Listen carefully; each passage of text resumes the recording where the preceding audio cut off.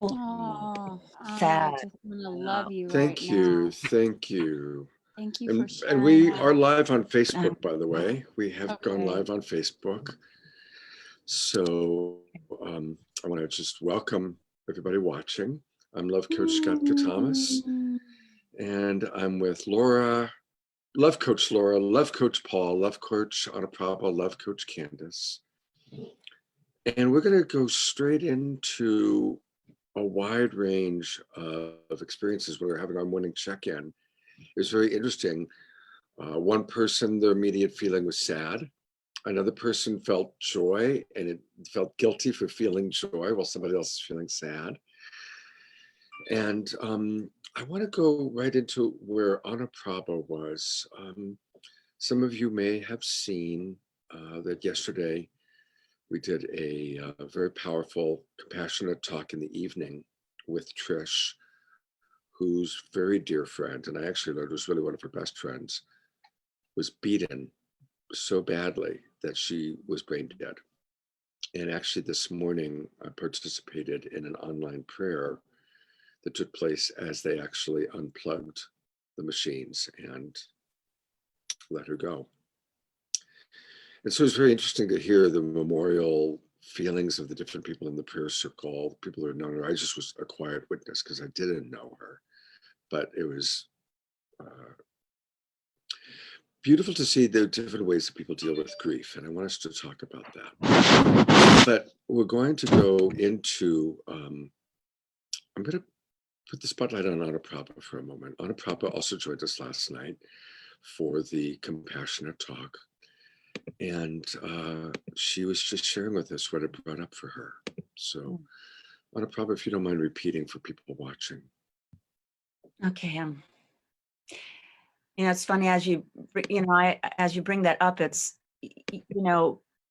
being that sort of domestic violence is something that's often just kept so silent in the home.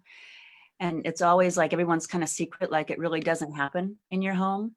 And so as a kid, you never expose that because it brings up so much shame and you never want to like out your family or your parents. And so even now I'm feeling that as I'm on live here to share that is very exposing. And but I grew up, what it brought up for me, and I was just feeling such a deep depth of pain and sadness for Trisha's friend who got beat to death.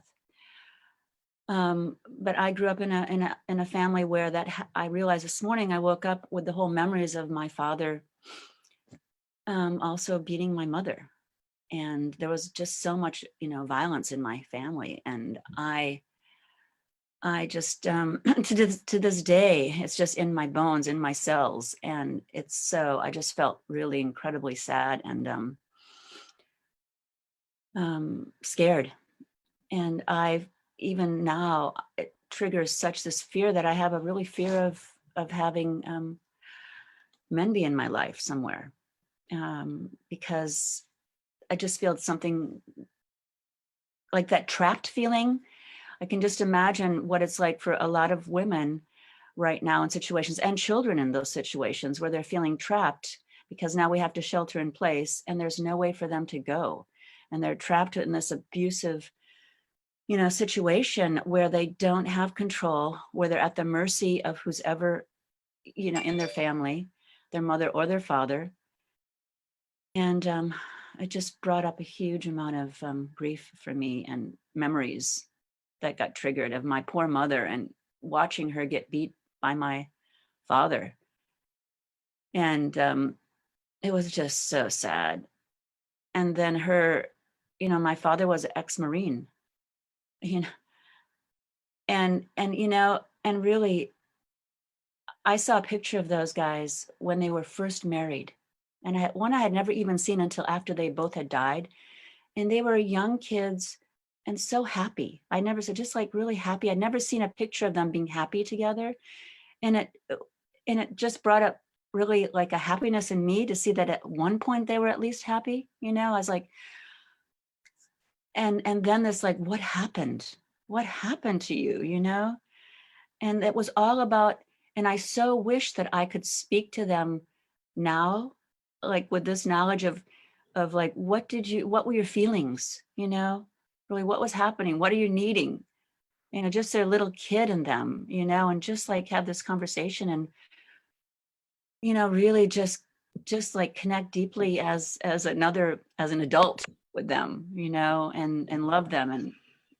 And, so that was just such a deep, deep sadness then to how it went into this huge beatings and crying and tears and over and over and over and over and over again. It just escalated and escalated and escalated for 25 years until my mother was behind a door with my youngest sister. I was out of the house, and he would, and it got so bad that after that, she filed for divorce. But it took that. Thank you so much for sharing that with us. Mm-hmm. And I just want to say, like, I don't want to make my father the bad guy here, because he was a Korean vet, young guy, came out. I mean, I just want to say he was a really creative, accomplished man, and they both created an amazing life, amazing. That's the thing, a beautiful middle-class lifestyle with kids that looked on the outside really nice. And part of it was really nice. Part of it was super amazing. He was just an incredible creative businessman. Really, we had a good life as far as on the outside. Right. It was just what was happening on the inside. And that's, I think, where our work is, is to bring out what was happening, to bring out that pain, to really go in and look at what's going on with inside and bring that out. Just wanted to send out the love to my mother and my father, that they really did try their best. I just want to really appreciate them for that. Yeah, thank you. And I did feel loved. Yeah. Thank you. And that's where the confusion is, right? Because you get the love, and then there's the beating, and back and forth it goes, year after year after year. Yeah. How complex we human beings can be. And I want to give you some empathy and then open it up to anybody else in our love coaches here that want to do that, because we always lead with empathy. So many things you said that touched my heart.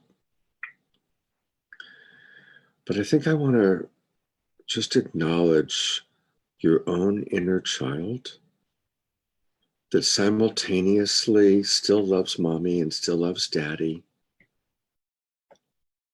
and also had to endure the horror of watching her daddy beat her mommy, and the absolute horror of that, the confusion. And I want to acknowledge the wise woman, Anna Prabha, who now has dedicated so much of your time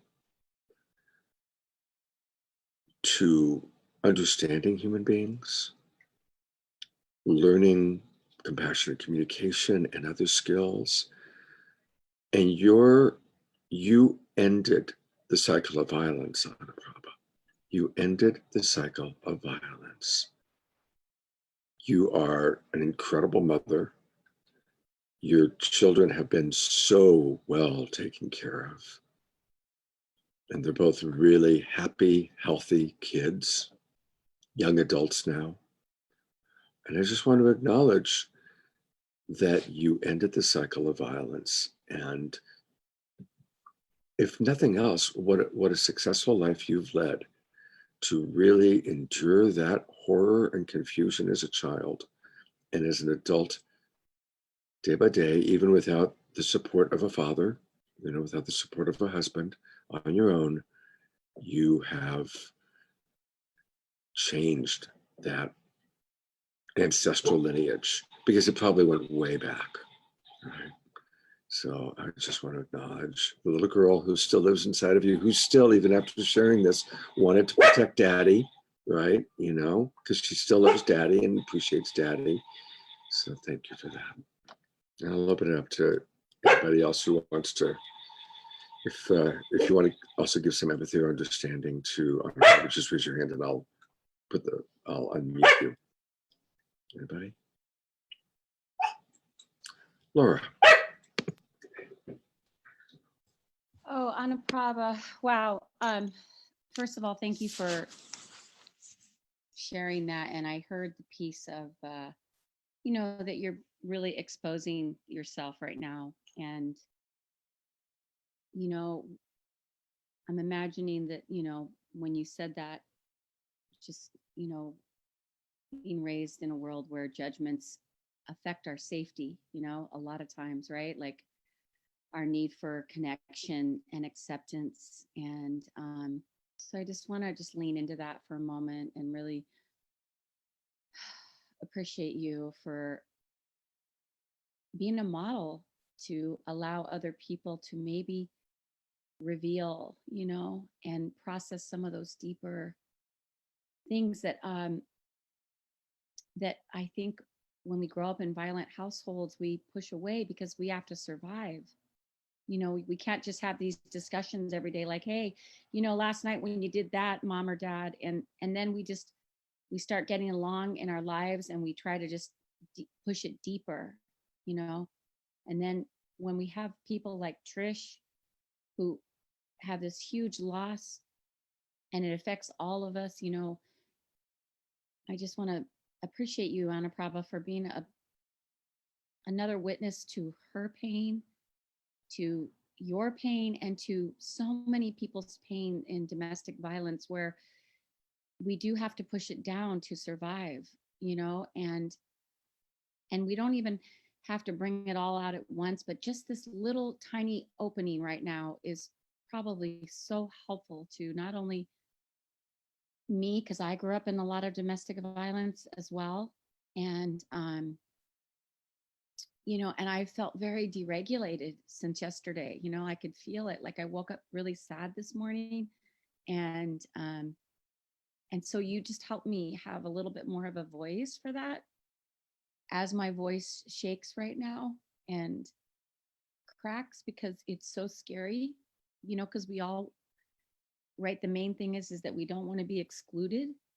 It's really hard. Part of a tribe is we want to be included and accepted, and it's very scary. So I just want to appreciate you and say thank you for that. And these tears are mixed tears. They're tears of celebration, and like Candace was saying earlier, like but they're also tears of sadness. And I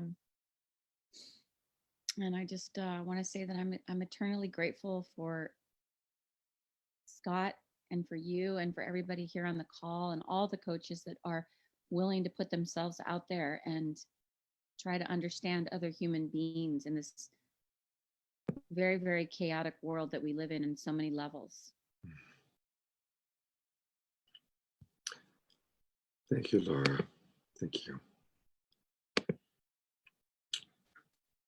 Anaprabha, is there anything specific? Because again, as we do this in real life, it's also an opportunity for people to learn how to give empathy. And I'm just curious, what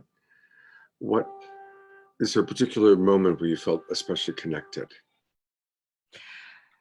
It's I was so deeply, it's so frightening to share the exposure. It's so used to keeping it a secret, right? It was just such a big thing of, this is the family secret. You don't even talk about it in the family. It's such a secret, Yeah. That's what a secret is. Don't talk about it in the family. it's like, it's not there. It's not happening. This is not happening. Yeah. Right? This is not happening as you're watching this every day. It's not happening. So just the ability to share this and then to be heard and feel safe with Scott and Laura and this our compassionate crew is just a huge I just feel connected, that connection, and I feel like I'm okay, and it's like it's okay to share this. I'm even feeling like I'm feeling loved, you know, like this pain of mine, this dark space that I can open up, and I'm being loved right now. It's okay. You know, I'm feeling the love from you, Scott, and that I so appreciate that. And also appreciating where you went with the wise woman and the big choices I made in my life to keep my children safe. You know, how important that was for me. And it was such a huge priority. And to be witnessed in that. And I so appreciate that, you know. And then with Laura, just that part, you know, the deepness of art, you know, her sharing that happened also with her, and the understanding what that is to like to expose yourself. And on a really deeply energetic level, I could feel her, you know, just her holding me, like holding my heart somewhere, you know, delicately, and like really, and the appreciation that came out around sharing it, because there's still a part of me that I was just checking in. I wasn't really going to want to share all this, right? But Scott always, next thing you know, you're We're not. live on Facebook.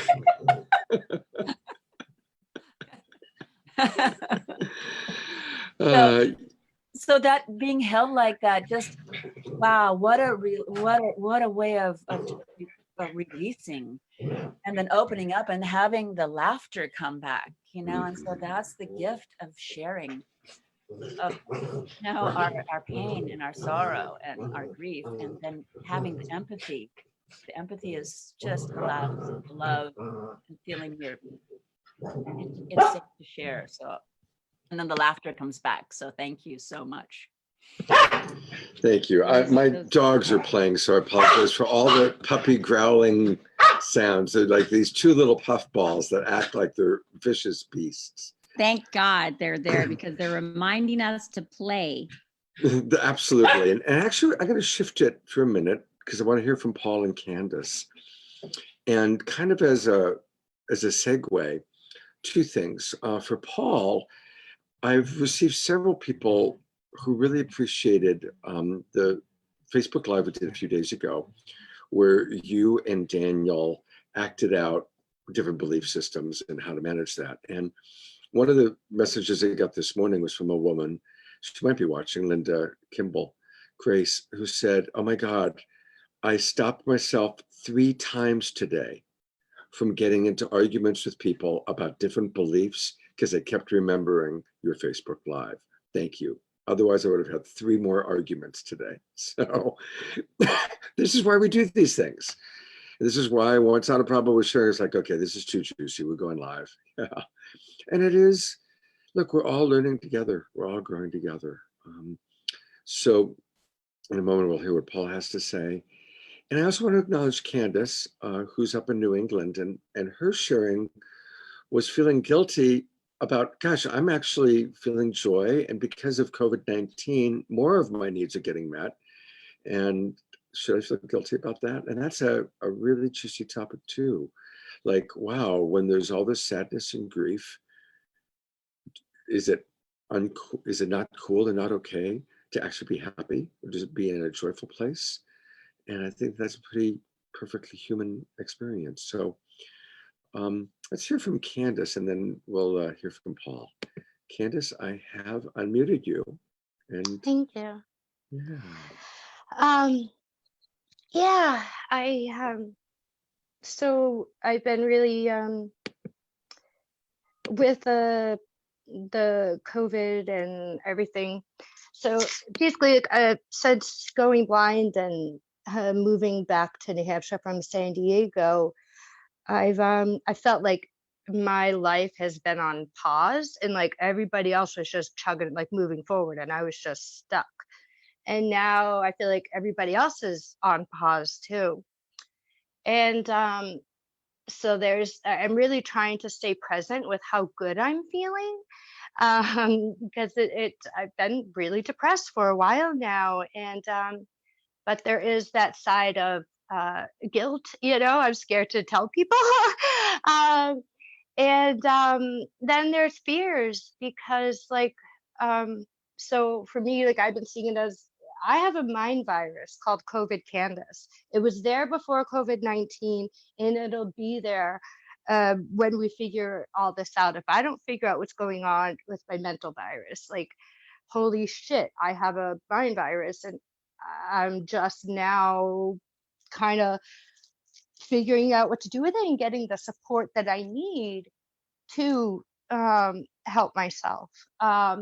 All the external logistical stuff, like financially struggling, I'm not getting my blind support, my tech stuff, it's a lot of external logistical shit that stopped that I was pretty depressed about at first, and just getting out of isolation finally to be put back in. But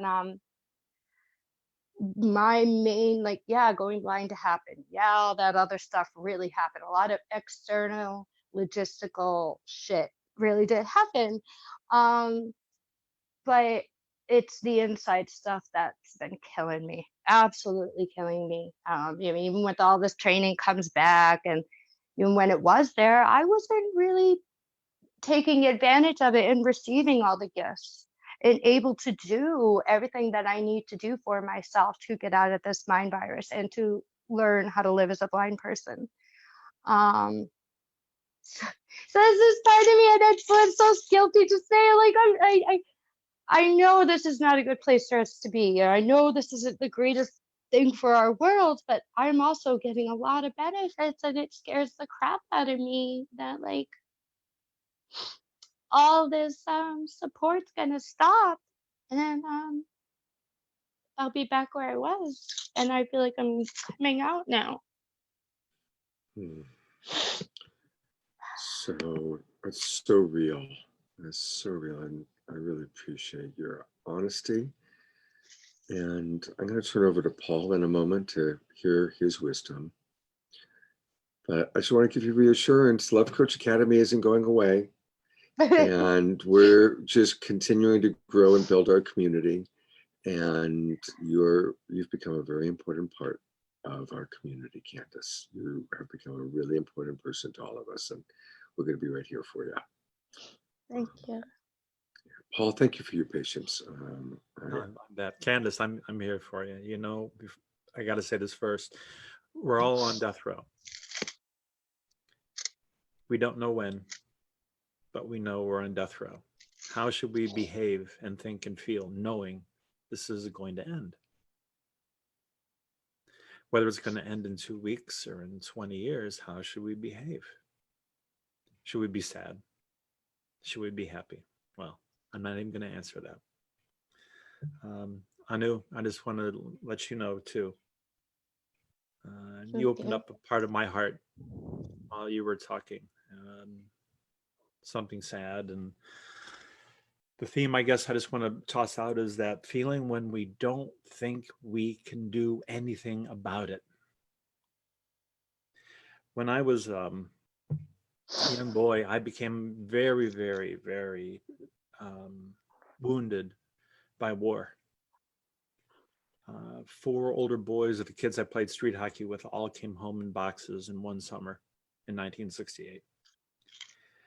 And there was that feeling of us who were against the war. We couldn't do anything about it. Well, what is war but public, organized violence? Domestic abuse tends to be private, improvisational violence. As bizarre as this sounds, my mother beat my father. And when I was a kid and I could hear it, and feeling so frustrated, and where did it go? Where did it go? It fucked up my idea of man and woman. It fucked up my idea of what power was. It fucked up my idea of my own power. But Anu, I'm going to say it too. You stopped it, and you are stopping it. We are all stopping it. Yes, we would all love to go back in time and have our power now to heal the past. But what we have right here, right now, on death row, every one of us, is to make that difference and to do something about it. And we're doing it by being vulnerable, by being open, real, and true, by loving ourselves and loving each other. And I'm just going to end that thought with what we can do about it right now is absolute gratitude for each of you, especially for Scott, who has persisted and brought this energy and this possibility and potential for all of us to feel safe, to feel valued, and to feel that it's okay to be whatever and whoever we are. That's so fucking beautiful. My heart is exploding. Mm. Thank you. Hmm.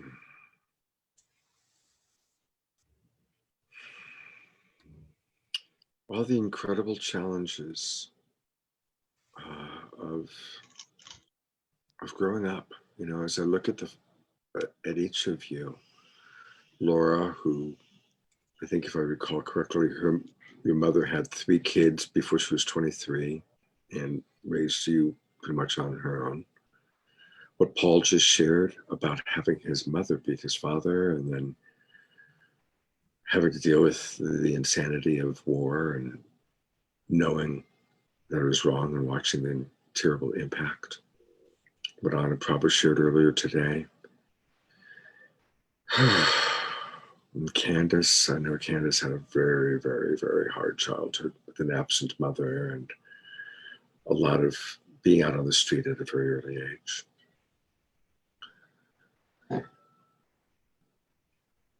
And knowing all of you now as amazing adults, still dealing with challenges in your own ways, but the journey of life.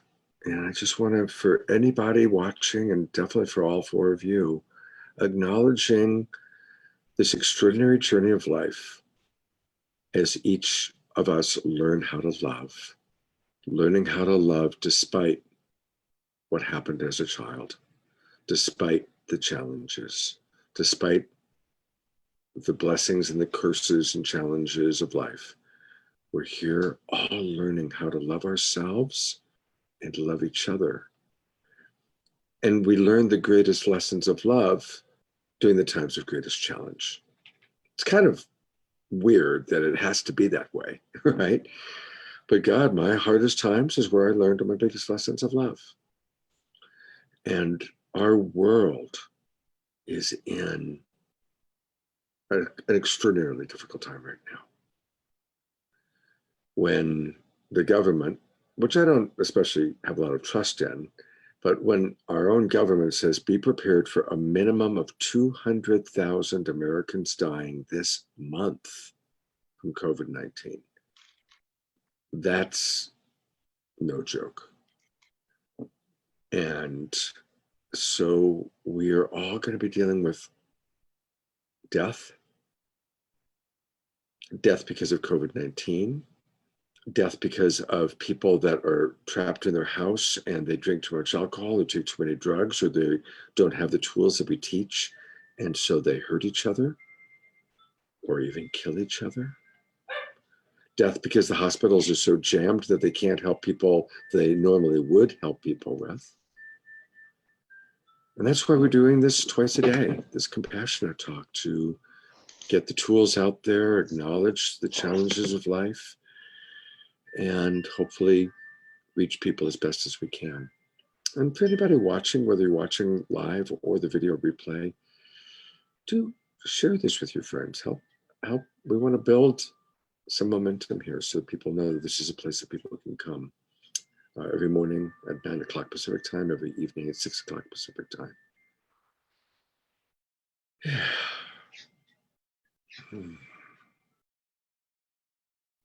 So let's talk about dealing with grief.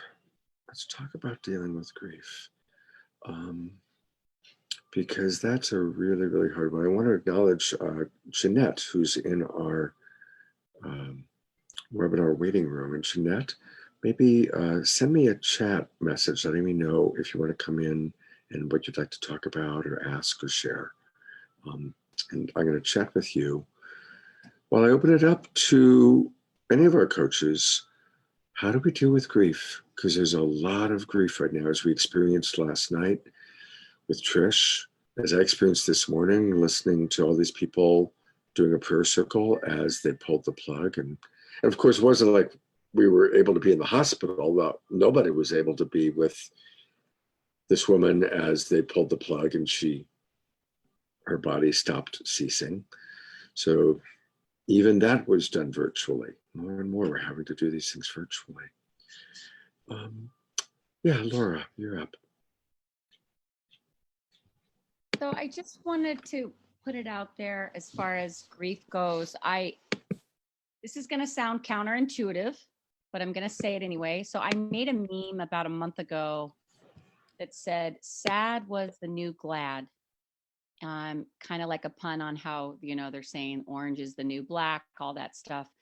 And the reason why is because when we can allow ourselves, much like what Anna Prabha did this morning for all of us, when we can allow ourselves to feel vulnerable enough to go into some of those places, and usually there's sadness underneath those feelings of fear and deregulation, there is such a profound healing that comes along in these layers of grief, right? And so how, just in particular, I am able to do it is to just try to feel where the sadness is, kind of say a mantra like what's trying to be known, and just sort of lean into whatever the sadness is trying to teach me or tell me.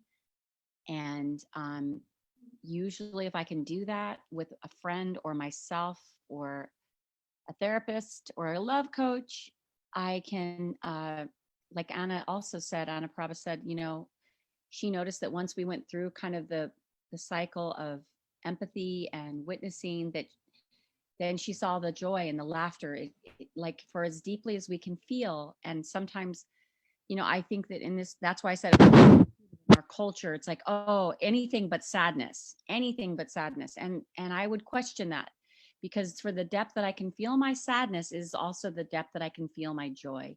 So just trying to hold a space for that while we're in this time where, now 200,000 people are maybe going to die, and we might know some of them, or even if we don't know them, the collective consciousness is to lean into our own bodies. Our own bodies, I feel, are really the only barometer and it's the best tool we can have. I just saw a quote, I think that Michael Beckwith talked about yesterday, about how your body is all you need to understand what's really going on, and the tool that you need to heal.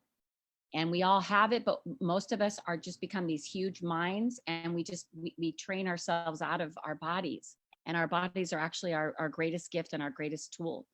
So that's what kind of is alive for me right now.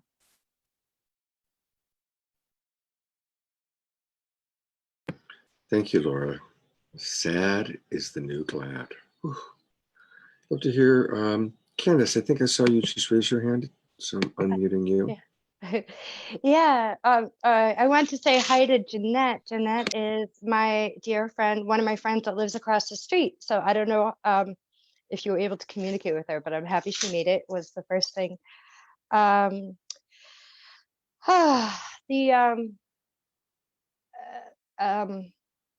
I learned about, I've been very comfortable with death and dying as far as losing other people. I think very young, and I've overdosed and died, and I had people die around me a lot. So like familiarity with the process there, I think I have an understanding of, but the going blind and the grieving process to that, or I mean, I don't want to totally personalize it, but loss, period, whether that's a person or something of your own, animal or ability.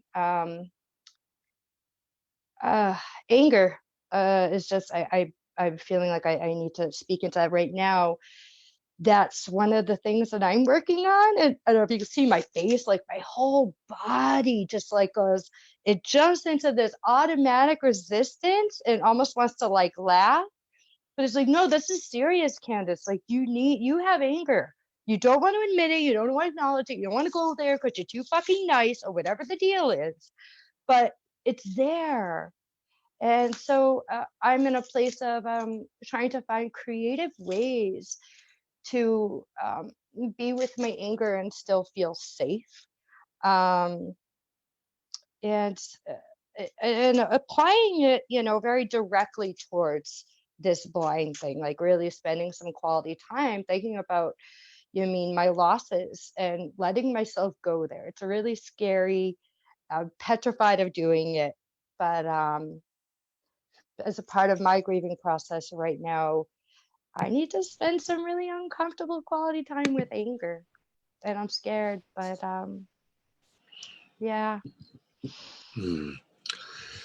Thank you, Candace. Thank you. And I've actually, I'm attempting to unmute Jeanette so that if she wants to share anything, she can, but it's not letting me unmute her for some reason. Shoot.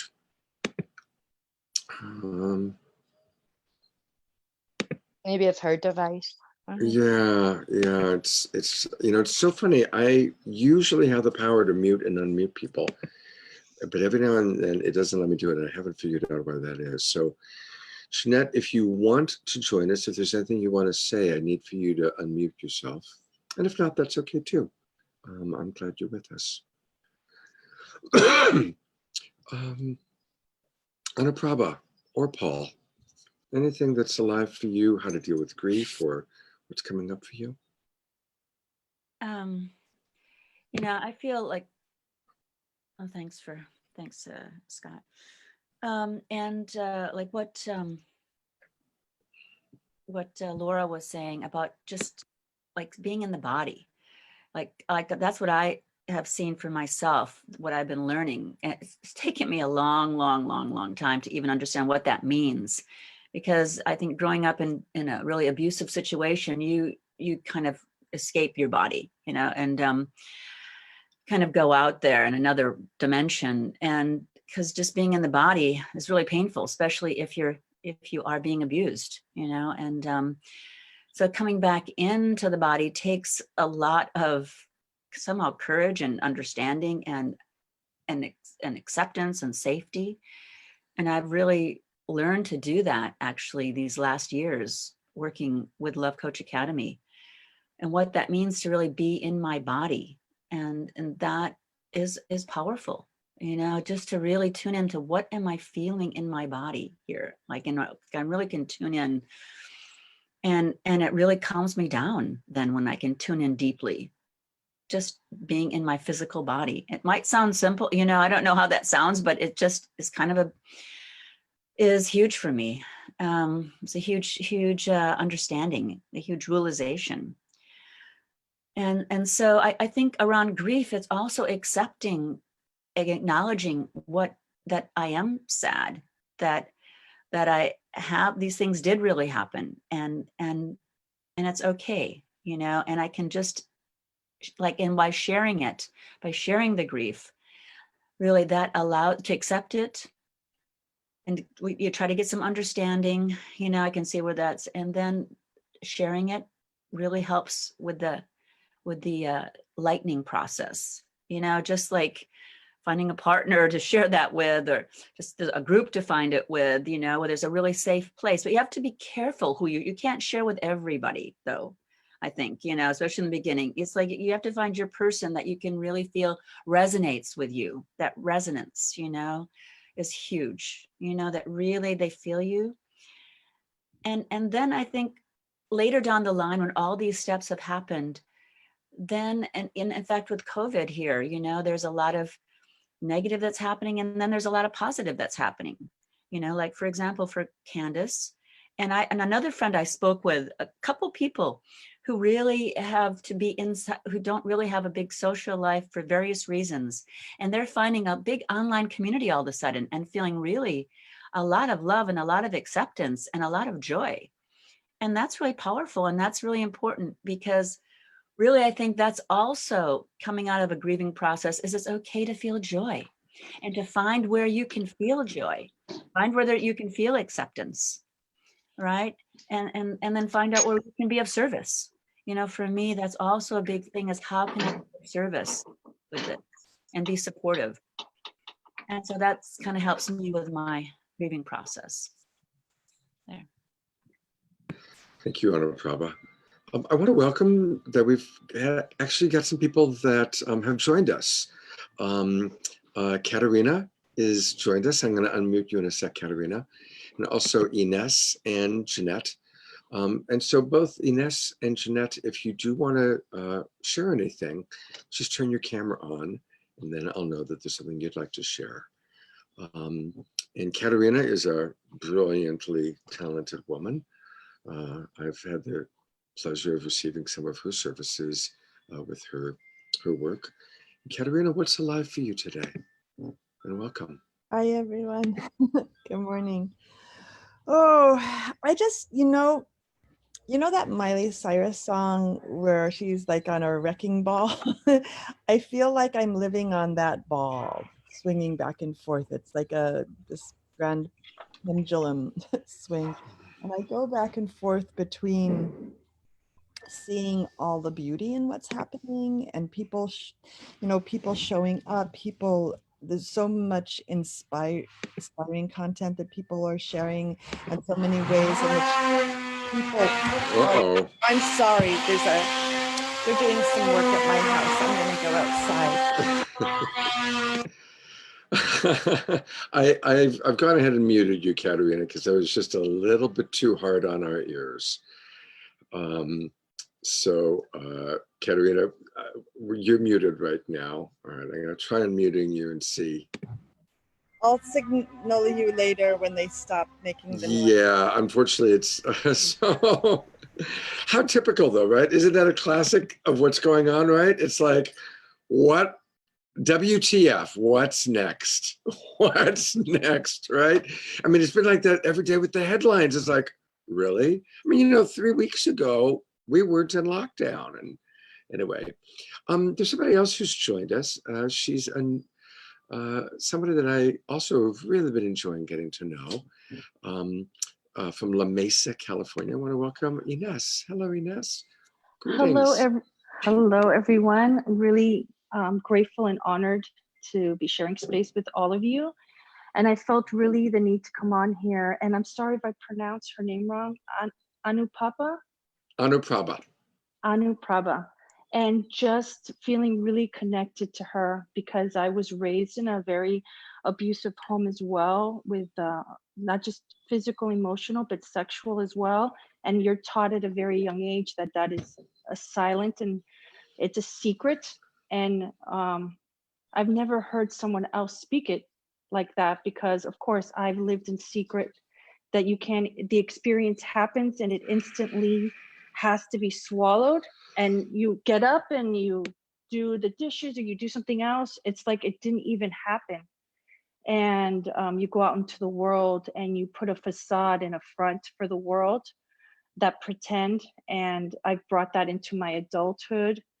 And to hear another human being express that same experience, because what happens is when you do live in that silence and that secret, which then becomes shame, is you feel I'm the only one who has experienced that. I'm the only one who is struggling with that. And you always feel, at least for me, I've always felt like an outsider in this world. I've always experienced this world kind of like an outsider. So, yesterday was very triggering for me to hear about that trauma, and that poor woman that is losing her life today, as well as the abuser who is essentially, losing his life as well at such a young age, and mourning and experiencing and feeling all of that. So I just wanted to acknowledge you and thank you for sharing in such vulnerability, because there's a lot of us that have experienced the same thing, and still to this day at 48 live with that secret and that shame. Like, I can't tell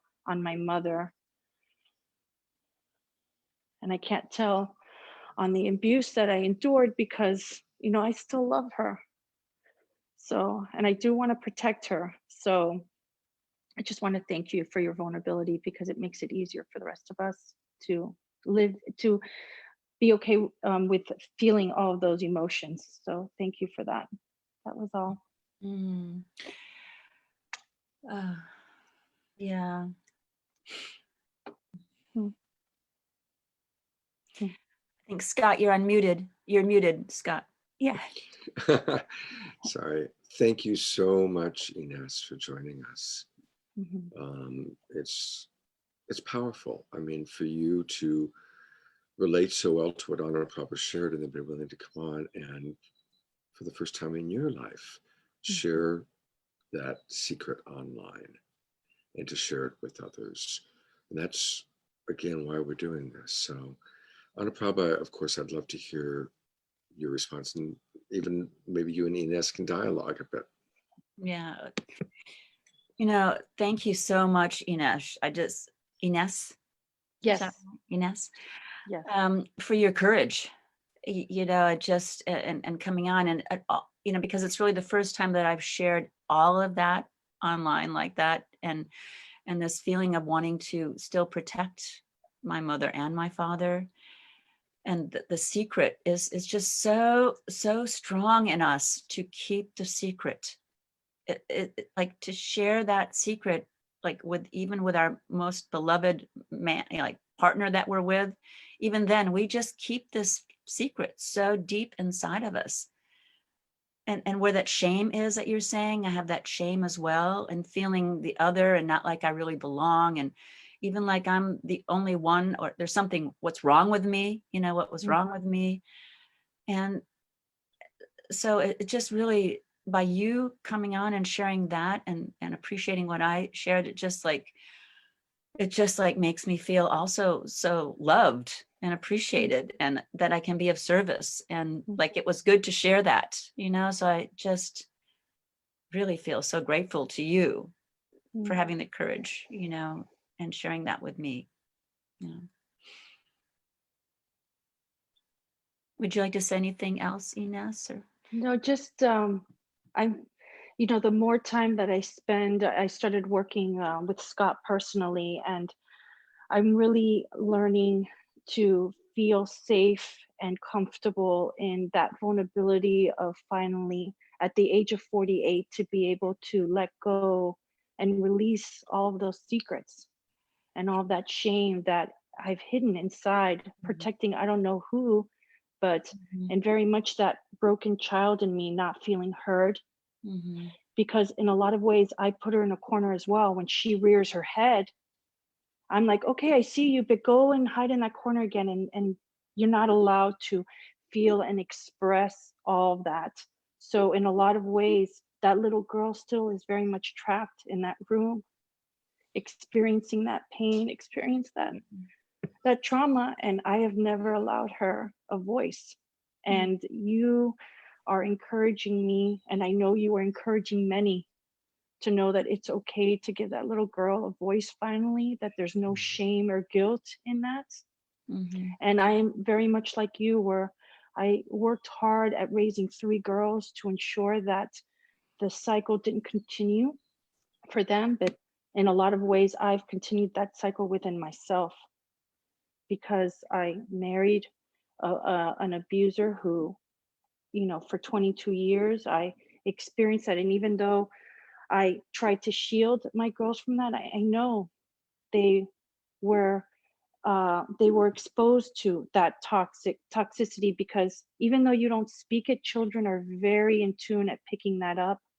So it's just an opportunity to finally give that little girl a voice. And it's just a lot of revelations. And yes, so.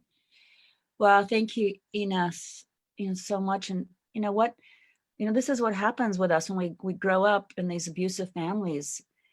And and I also, my first husband was alcoholic, right?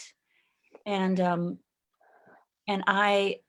it really, sometimes the abuse doesn't come out until you're pregnant, right? Oh my gosh. You think everything is good and everything's wonderful, and then you get pregnant, and then all of a sudden you're with this abusive male, and you're trapped. And I remember when Yeah. And that happened to me Yeah. as well. Yeah. So That's how it started for me. So it's when I was pregnant, like my most vulnerable, that yeah. I'm carrying his child Yes.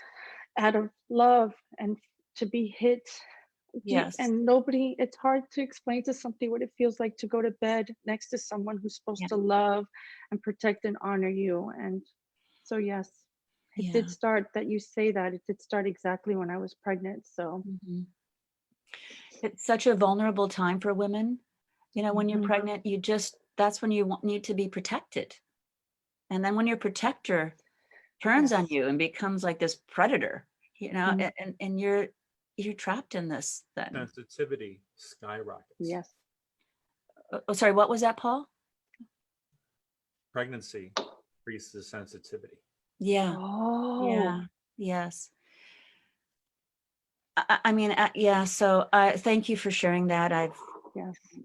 as well and connecting on that. And yeah, and wanted to mention real quick that I realized now in doing all this work is that that silence that I endured, that, you know, all that abuse that I endured in silence, I brought it into my marriage again. It's that same cycle continued where the abuse happens, and then it's like you don't speak it, you don't Mhm. say it to anyone, and then you pretend like everything's okay.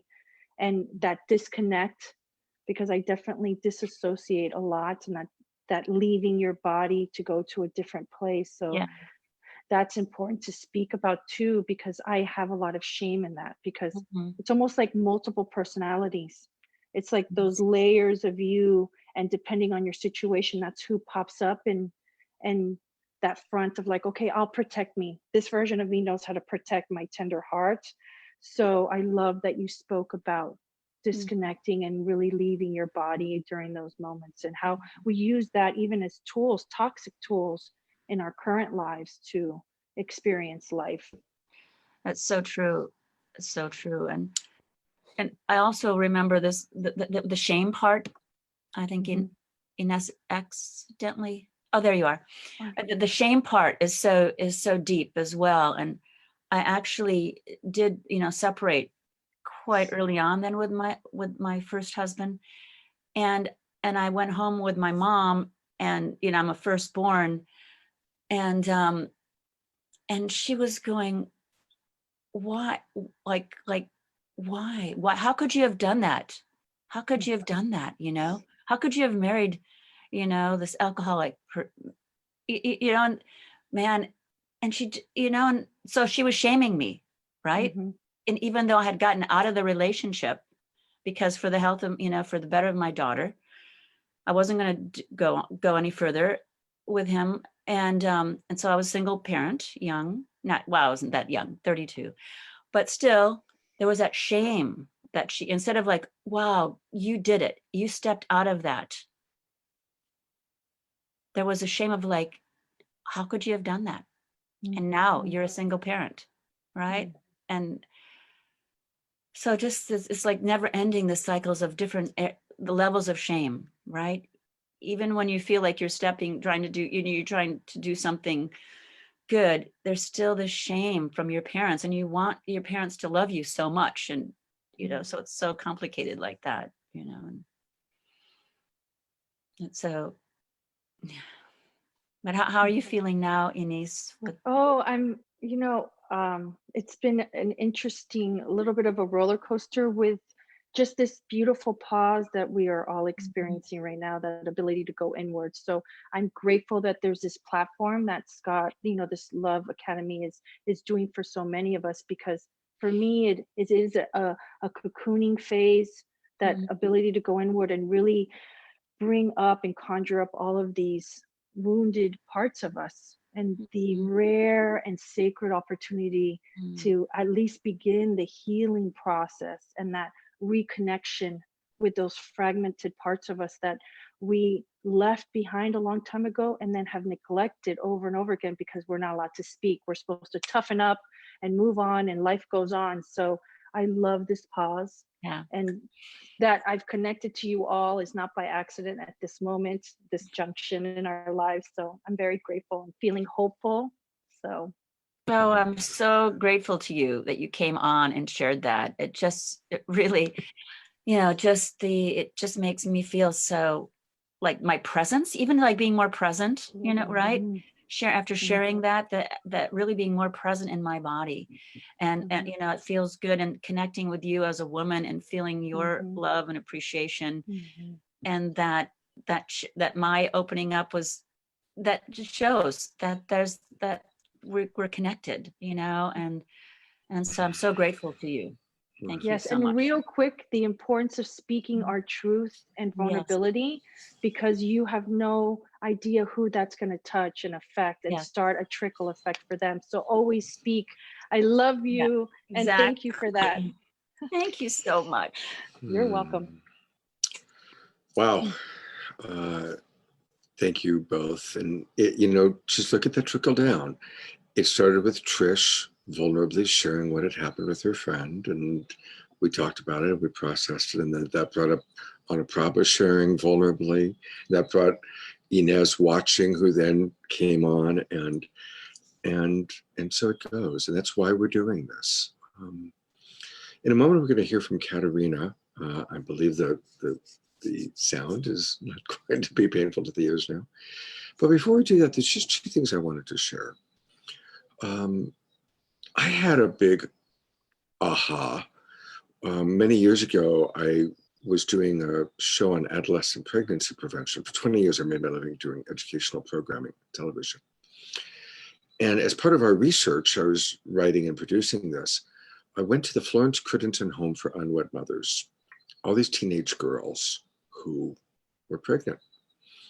Now, that was enough, just like to see all these girls, 14, 15, 16 years old, who were pregnant. But what I hadn't comprehended, because it was a different culture than I'd grown up in, almost every single one of those girls, the father, the person who had impregnated them, was a family member. A father, a stepfather, a stepbrother. Because of the high incidence of divorce, there were a lot of scenes where there were people in the household who were not blood relatives. And imagine, to this day, I just thinking of all those girls who are just so young, having to deal with having a baby, but then also who the father was. And most of them would not reveal who the father was. Most of them had been beaten or terrified into silence. And some of them would make up stories. They would say Dracula came in and impregnated me, the chupacabra, you know. And it led me to this whole exploration about how throughout history there have been cultural iconic demons that get people pregnant, all as part of the code of silence, all part of this incredibly sophisticated web of protecting the father or the stepfather or the brother or the stepbrother or the cousin. And it goes way, way back. So that was, I hadn't thought of that in a long time until listening to Inez and Ana Prabha. And then one other thing that is interesting, my friend Margot Chandley did her doctoral dissertation on the relationship between being psychic and having been traumatized as a child. She interviewed 12 famous channels and psychics, and 11 of them had a history of sexual or childhood abuse, either sexual or violent. And of course, what in her dissertation she recognized is when you're a child and this horrible thing is happening to you and you can't fight back, the only thing you can do is leave your body. So you blow open this hole in your crown chakra. You blow open this way, which then is why you become so empathic or so psychic. So those are two things that got stimulated for me in the conversation with the two of you. And again, for anybody watching, certainly curious, love to see any comments or any thoughts. And if you're watching the replay, because most people that watch Love Coach Academy videos actually watch the replay, we still would love to see, put in the comments or reach out to us and let us know how this impacts you. So I also want to welcome Mimi, also known as Radiance, has joined us. And Katerina, I'm gonna unmute you and yeah, okay, there you go. Take it away. Right, no, I'm sorry. I'm working on creating this event space in my home, and they're installing the subfloor today. So every once in a while, they turn on a saw to cut something into shape. But we should be quiet for a little bit now. So keep our fingers crossed. Anyway, I was starting to say how I was feeling like that person swinging on that wrecking ball, because it's like I'm going back and forth from these like really kind of extreme kind of emotional states.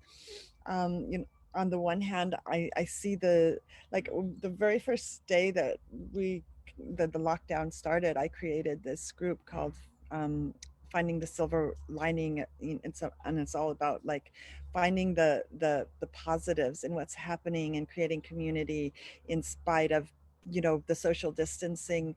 And you know, I've been enjoying being the moderator in that group, but at the same time, it's like I go back and forth between just like these feelings of loneliness, and because I'm here quarantined all by myself, you know, so there's these emotions that creep in about, you know, like feeling sorry for myself that I don't have a partner, feeling sorry for myself that I don't have someone else to share this experience with, looking at other, you know, people who are quarantined together and saying, aren't they lucky, you know, and it's like my emotional state seems to be like going back and forth between these just like really extreme states.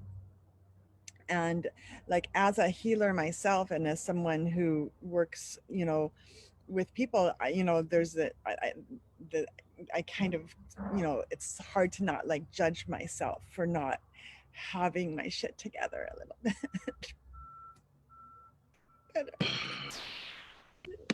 Because it's so hard, and you know, I'm holding space for others and doing my best to spread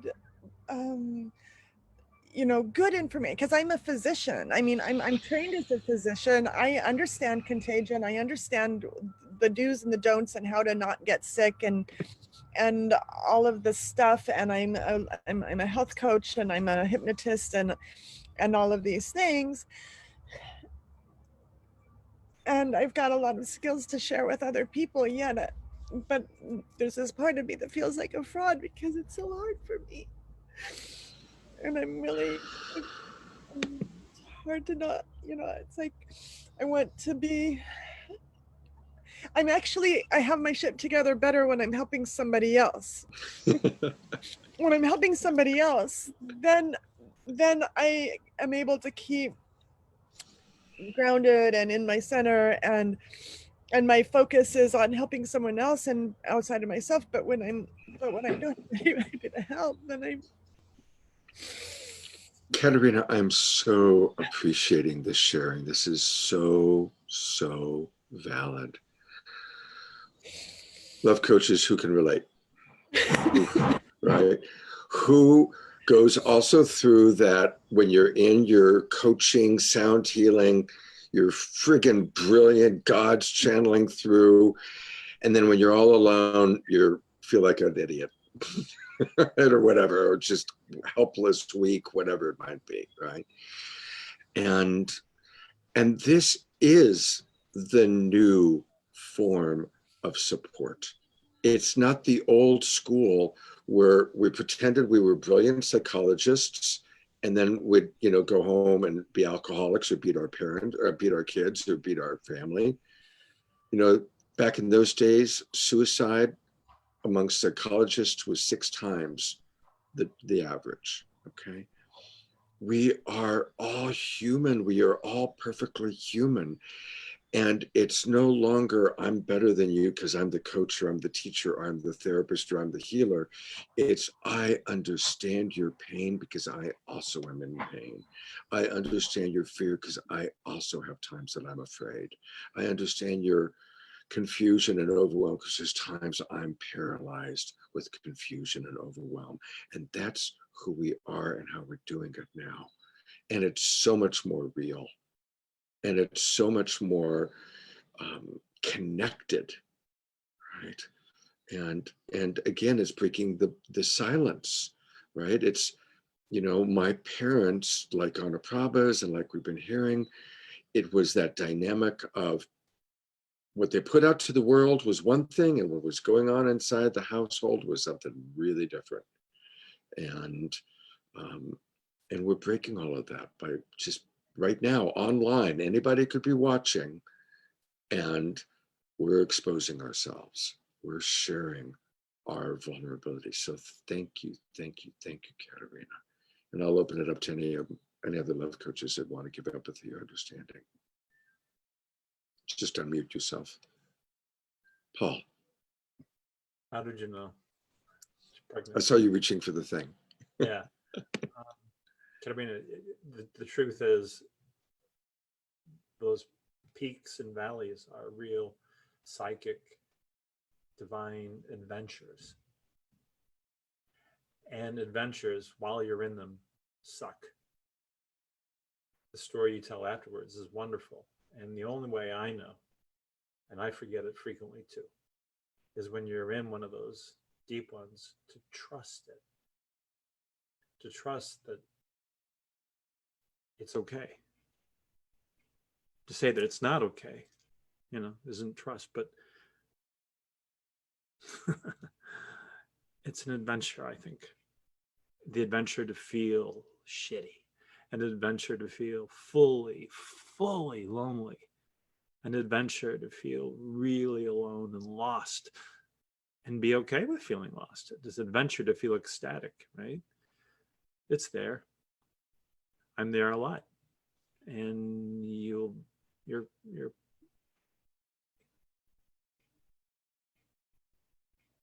good. Thank you, Paul. Mimi, we haven't heard from you yet. Yeah. Katrina, I'm just breathing with you for a moment. If you're good with that, I just wanted to breathe with you for a moment. Love the stars just above your head. It's sparkly for me. I really heard into, like, I would just really invite you to, and I welcome you to, like, just relax your jaw for a moment and be okay with messy for a few moments. Scott, can you put the focus on her for a moment, please? Can you put the camera on Katrina for a moment, please? Yes, I can. And it's Katerina, by the way. Oh, Katerina. Katerina. Yeah. Thank you. Hi, Katerina. I'll try that all over again. So I just wanted to breathe with you for a moment, and really everything that you said, I just really felt in my heart space, and how beautiful, and what I'm hearing is a really high value that you have for connectivity and being a really powerful resource for people. Is that accurate? Thank you. Yeah. So I really, really love that that's one of your cups that you fill up with, is seeing humans being cared for. And one piece that I wanted to just ask you about, if I may, is where are areas that you weren't cared for, that you would have loved those resources maybe when you were younger? Do you have any of those? Well, my dad was mentally ill, and yeah, there are a lot of times when he'd get taken away for, weeks or months at a time, when I was little. Okay. So I'm wondering just if there's like if I can just drop in with breath for you for a few moments there. I'm wondering if that's the loneliness. It's more about not being chosen, I think.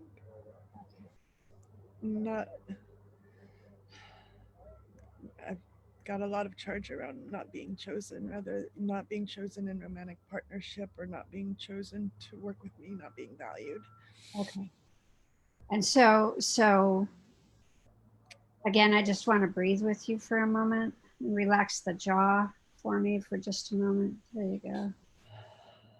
I'm okay if you're okay about messiness and messy face and messy eyes. So I'm just recognizing like there's some, I was recognizing your breath there, and that like there's just a dropping down into that space for just a moment of somebody being taken away, and then maybe abandonment or not having a choice around who's coming, who's going, really want, like the frantic that comes from that. Is there a frantic that comes from that? Does that make sense? Okay. Okay, I'm just going to breathe with you again for a moment. So what I heard was that, this is just reflecting back what I was hearing, your dad went through some challenges around his mental space, and he was often taken out of the home. Is that accurate? Several times. Several times taken out of the home.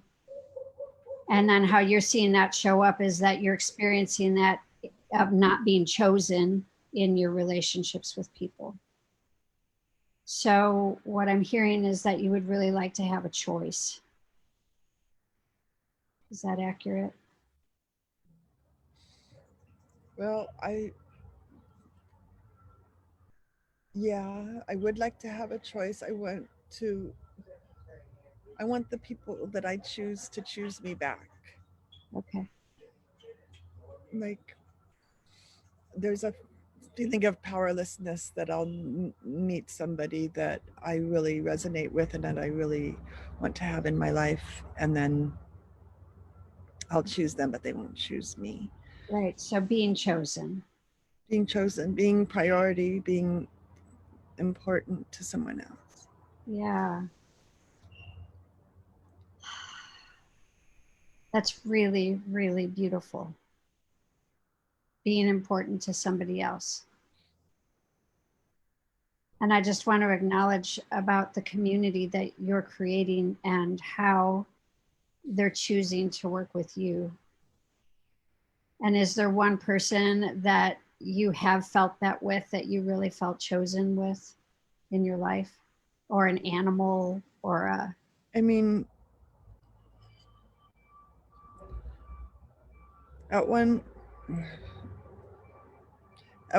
point, I mean, when I was when I was first married, you know, when our relationship was still good, I mean, my ex-husband did choose me. We chose each other, and for a long time we had a very good relationship. It's just, it didn't last. And I've had other times when someone has chosen me, but sometimes it hasn't always been mutual.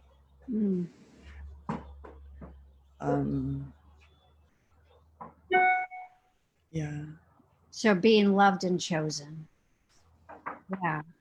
And what are the parts of yourself that you see are really valuable for that you would like to be seen in? Oh, are they doing something in the back again? Nice trees.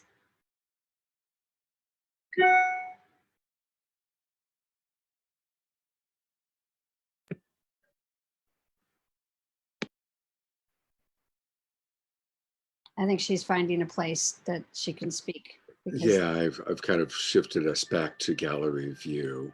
Okay. And my apologies. It's there we go.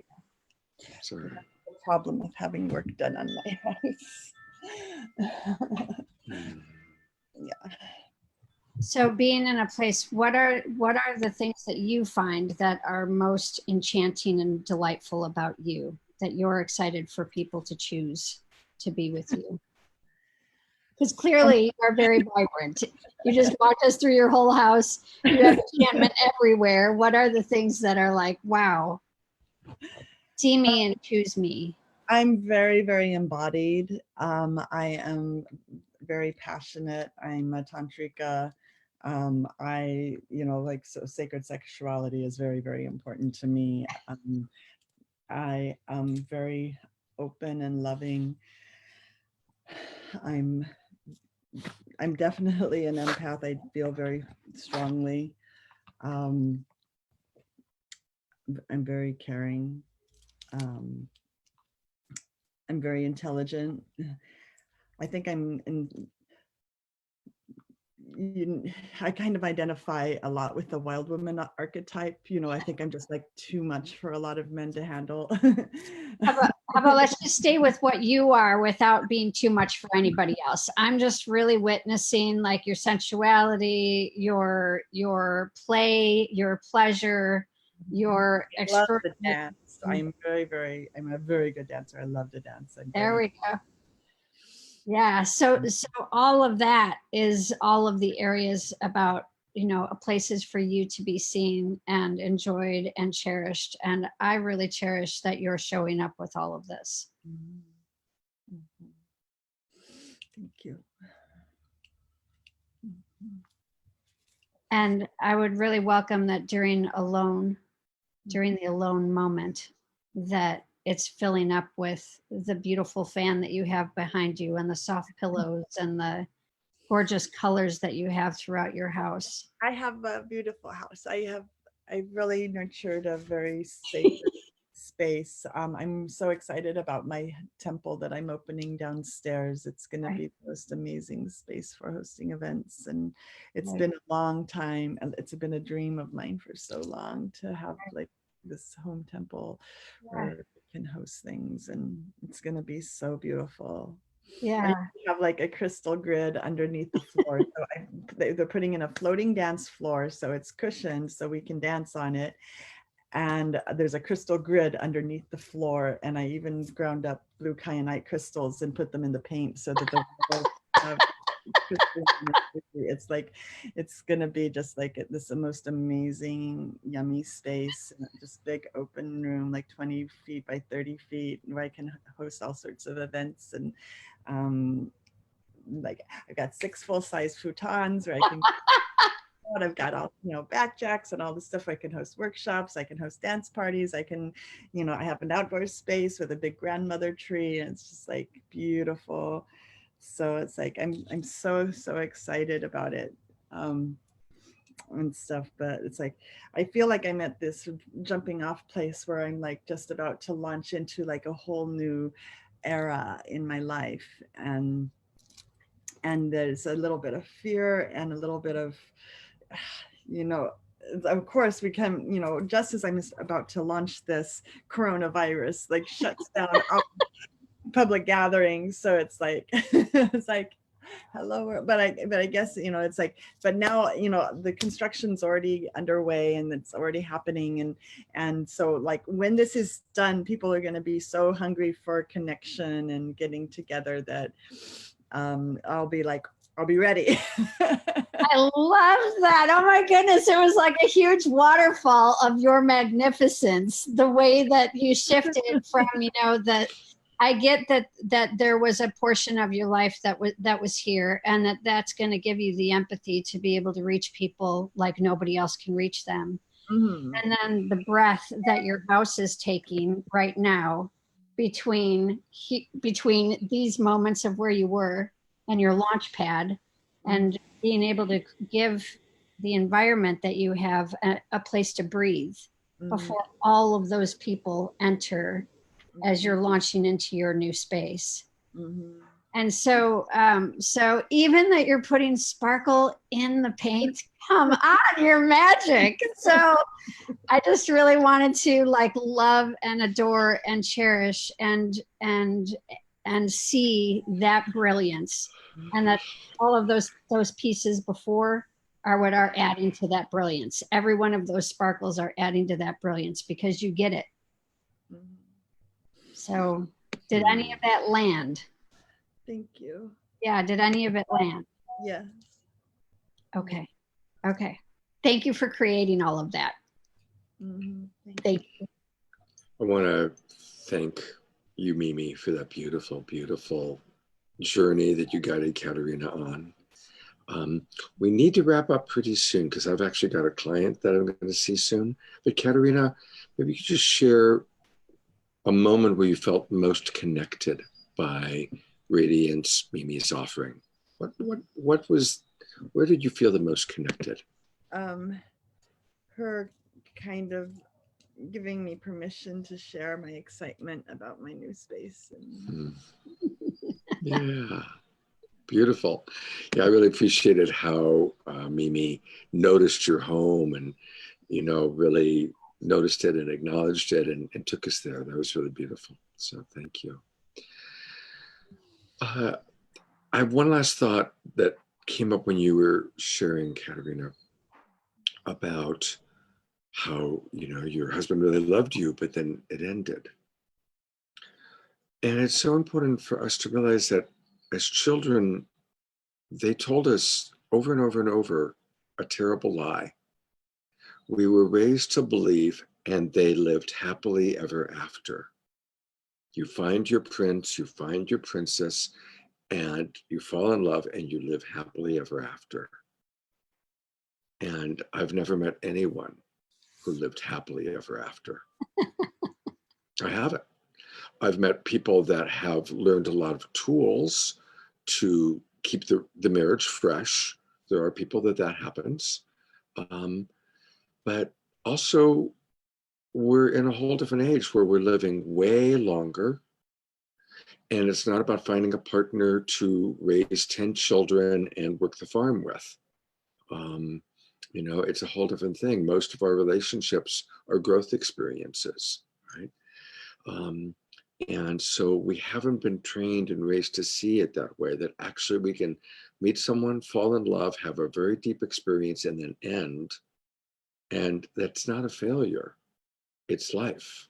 And it's life today. It's life today. But we weren't trained to believe that as children. So then we think there's something wrong with us because the love changed, or the person changed, or they left, or they moved on, or we moved on, or whatever it might be. So I am getting out my magic wand, and I hereby proclaim that all love given and all love received is always there. And we move on. People move on, people die, people need other experiences, right? It's all part of this incredible movie that we're all in, this incredible journey. And I want to thank Ana Prabha for starting it all when I thrust you onto Facebook Live as you were sharing an hour and a half ago.